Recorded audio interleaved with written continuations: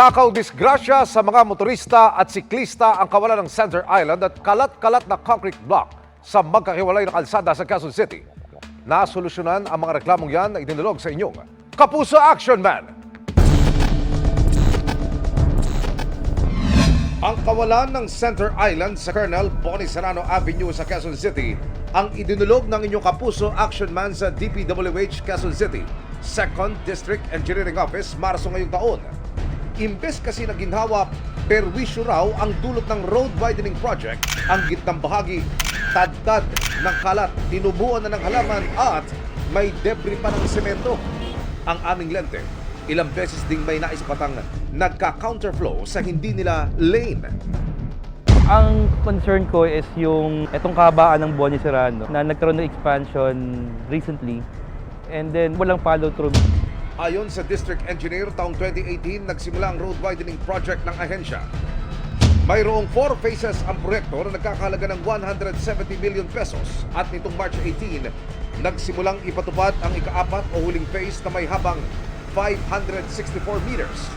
Once na makompleto na po namin yung widening ng Bonnie Serrano at natanggal na po yung ating mga obstruction dyan, is yan po yung kasunod na gagawin namin.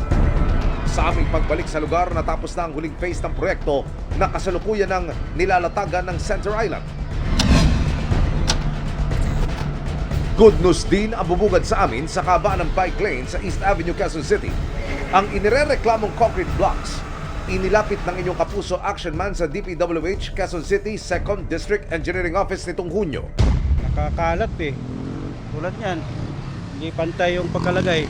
Pagka gabi kasi pag walang ilaw, di namin mapansin, madaanan namin, mas safe lang po kami. Gaya po ng ilan sa ating mga kababayan nung tumama ang pandemya, naging alternatibong transportasyon ka na rin ang pagbibisikleta. Pero kung ako po ang tatanungin at pararaanin nyo ako dito sa kabaan ng East Avenue, sa itsura ho ng bike lane dito sa East Avenue, dahil sa kondisyon ng mga concrete barrier, delikado at peligrosong dumaan dito.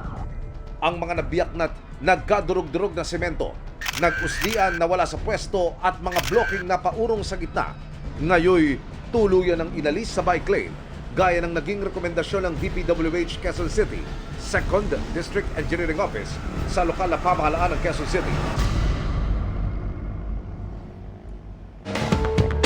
Mission accomplished tayo, mga kapuso. Para sa inyong mga sumbong, ipadala nyo lamang sa Kapuso Action Man Facebook page. Dahil sa anumang reklamo, pang-abuso o katiwalian, tiyak may katapat na aksyon sa inyong Kapuso Action Man.